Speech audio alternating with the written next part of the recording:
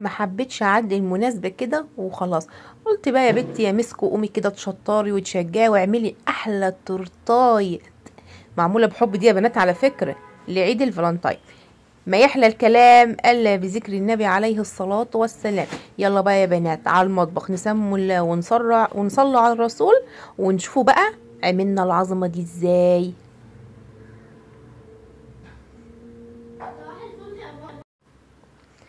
اول ما دخلت المطبخ يا بنات سميت الله وصليت على رسولنا، ومعايا 7 بيضات، ومعايا نص كيلو سبونج ابيض من عند اي عطار، وفانيليا، ومعايا محسن جل، ومعايا نص كوباية مية. يلا بقى نكسروا البيض في العجان بتاعنا، ولو عندك مضرب اشتغلي بيه واتكلي على الله.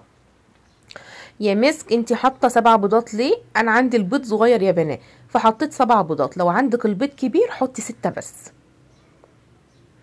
كده كسرنا ال7 بيضات، هنحط عليهم معلقه محترمه كده فانيليا،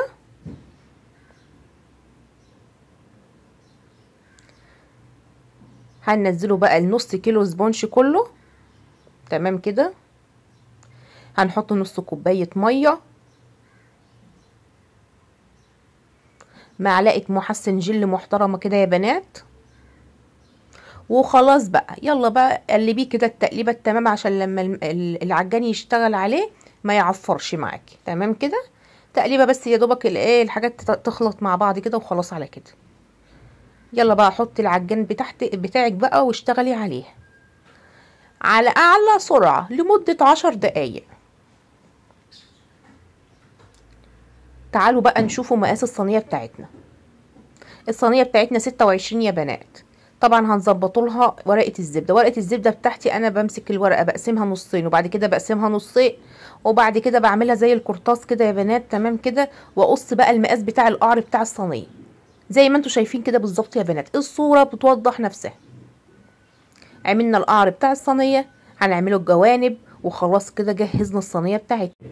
خلاص كده يا بنات تعالوا بقى نشوفوا الكيكه بتاعتنا. بصوا بقى يا بنات ما شاء الله 10 دقايق متواصله على اعلى درجه يا بنات وصلت لي للمرحله دي. طبعا انت مولعه فرنك مسخناه على 180، ركي ما تدخلي الفرن هتوطيه على 150.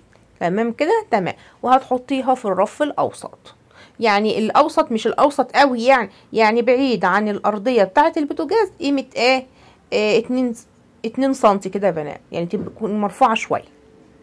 انا بقى طبعا بخبزها في الفرن البلدي بتاعي يا بنات، فانا مظبطه الدنيا وعارفه الايه المعيار بتاع الكيكه بتاعتي وعارفه انا بخبزها ازاي. بصوا ما شاء الله تبارك الرحمن بقت عامله ازاي، عاليه ما شاء الله. بصوا يا بنات هقلبها كده خلاص قربت تطلع من الايه من الفرن. تعالوا بقى يا بنات نشوفوا الجمال. انا بس حبيت اوريكم ان ممكن تفتحي عليها عادي مفيش مشكله خالص بعد ما بتستوي. تعالوا بقى شوفوا الكيكه بتاعتنا يا بنات. طبعا طول ما انتي حاطه لها ورق زبده بتطلع معاكي بكل سهوله. ورق الزبده بيسهل عليكي حاجات كتير. بصوا بقى يا بنات داير ما يدور كده بتشيليها بتبقى تحفه جدا، وبتشيل كمان قشره من القشره بتاعت الايه البيض اللي هي بتبقى زفره دي. بصوا بقى يا بنات ما شاء الله تبارك الرحمن. انا بيتها ليله كامله في التلاجة. تمام كده. ده لازم يا بنات، بس بعد ما تبرد تحطوها في التلاجة.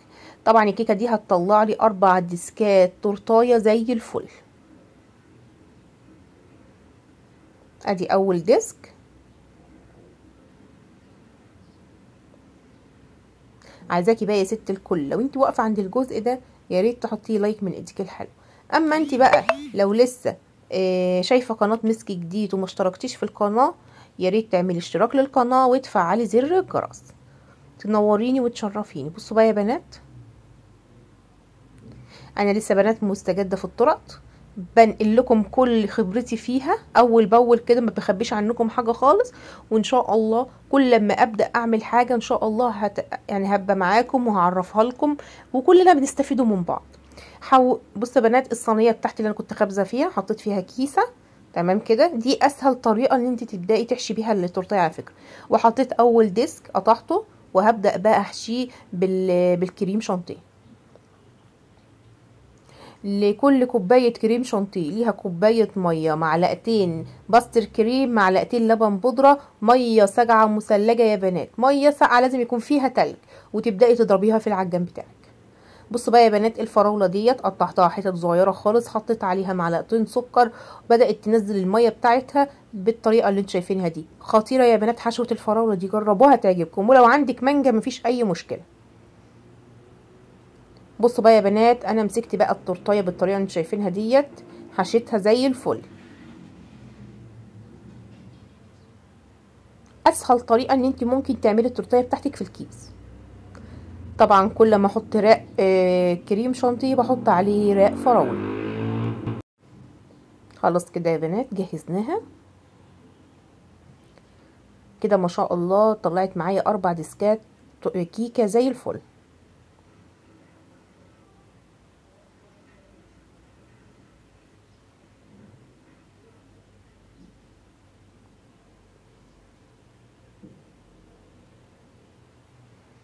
اخر شويه فراوله بقى نحطوها من على الوش، ونبداوا بقى نقفلوا ايه التورتيه بتاعتي. ما شاء الله تبارك الرحمن، الكميه اتكفت معايا وزي الفل. انا بصوا قطعت بتاع نص كيلو فراوله على فكره يا بنات. حطينا بقى هنغلفه بقى الوش اللي فوق ده يا بنات. طبعا الوش ده كان اخر حاجه انا شلتها من التورته، وشلت بقى الوش اللي كان فوق اللي هو ايه اخر التورته ده، كان بيبقى فيه طبقه كده يا بنات بتبقى فيها زفاره البيض كلها، فانت لازم تشيليها. تمام، بتتشال معاكي بكل سهوله لما تدخلي الكيكايه التلاجة وتبيتيها يوم. سبحان الله، بتعمل عازل بين التورتايه بين الكيكه ذات نفسها وبين الوش ده. بصوا بقى يا بنات، انا غلفتها كده تمام زي الفل.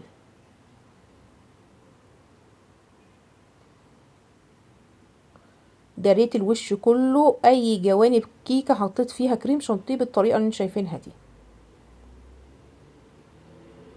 يلا بقى، استاهل لايك من ايديك الحلوه دي على الفيديو العسل ده.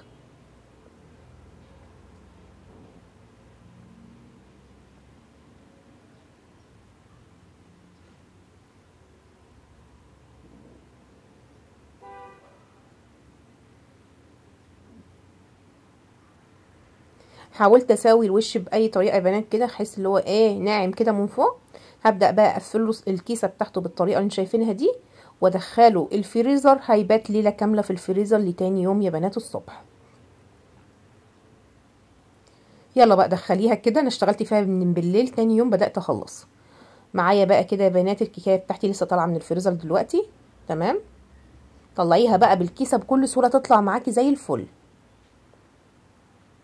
يلا بقى هفتح بقى الكيسه من الجوانب كده واطلع التورتايه يا بنات، سهله جدا ما شاء الله تبارك الرحمن. بصوا بقى يا بنات بقى، طلعها معايا مستويه على قد ما قدرت. بدات اسويها، بس هسويها تاني دلوقتي هتبقى مستويه معاكم زي الفل. السطح بتاعها كده زي الفل كله مقاس واحد. طبعا انا معايا الكريم شانتيه بتاعي تمام. هبدا بقى يا بنات اظبط كده من من الجوانب، حطاه في كيس وخرمه الكيس زي الفل كده.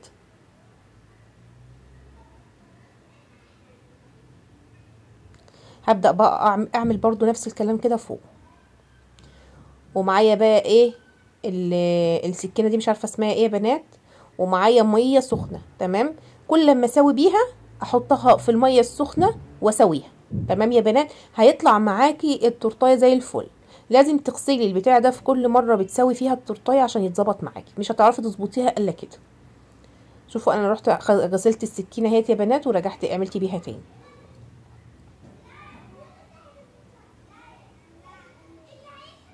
ايوه كده، بحاول اشيل الزيادات كده. بصوا بقى يا بنات، بعد ما خلصتها ما شاء الله تبارك الرحمن، معايا بقى يا بنات طبق كده فيه عجينه سكر، واللي اللي عايز عجينه السكر وطريقتها يكتب لي في الكومنتات. بصوا بنات، طبعا ده نشا تمام. هتمسكي كده منديل فيه ميه وهتبداي تمسحي السطح بتاع النشا ده، هيبقى معاكي زي الفل. تعالوا بقى نجيبه كده التورتايه. حبيت بقى احط في الجوانب كده قلوب يا بنات، ما تخافيش الابيض ده انا هشيلهولك دلوقتي. ايوه كده.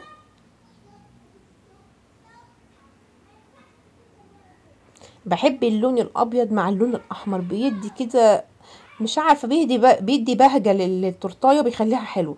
بتعملي احمر في احمر كده ما تبقاش لها شكل ولا لها منظر. بصوا بقى، انا حبيت احط القلوب كده على الجوانب. تمام. ما شاء الله، هي رسمه القلوب مش مظبوطه قوي، بس بحاولت على قد ما اقدر ارسم اظبطها يا بنات. انا على فكره رسمها بالسكينه عليه، يعني لو عندي قطعات كانت سهلت عليا كتير والله يا بنات، بس انا للاسف ما عنديش.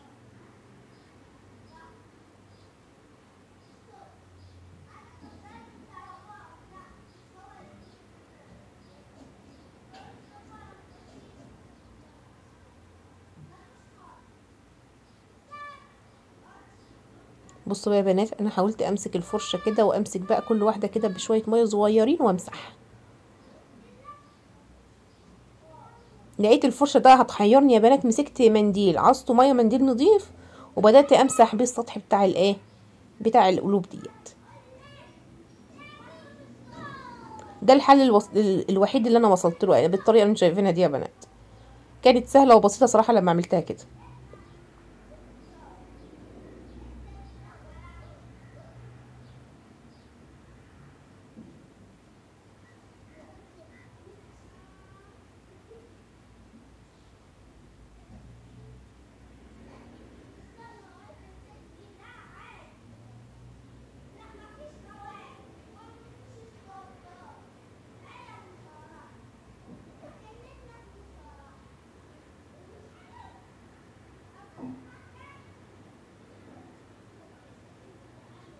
شوفوا ما شاء الله يا بنات، تحفه.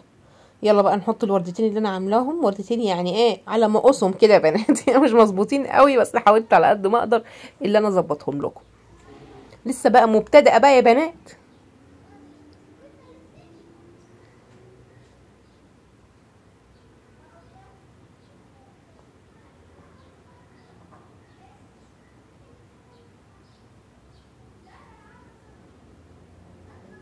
يلا نسموا اللون ونحطهم. شوفوا ولادي بصوا قاعدين يتفرجوا عليا، بهدلوني يا بنات والله عقبال ما خلصت. طبعا مستغربين الاحمر اللي انا عاملاه والورد ده، قاعدين بقى بيتفرجوا عليا. يلا بقى هنحط برضو الورديه التانية بنفس الطريقه، انا حبيت احطها على جنب كده يا بنات.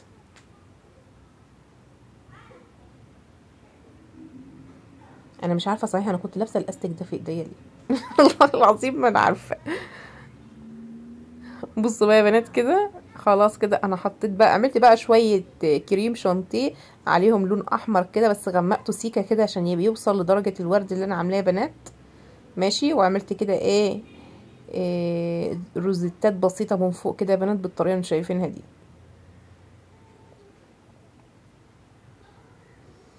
عسل كده.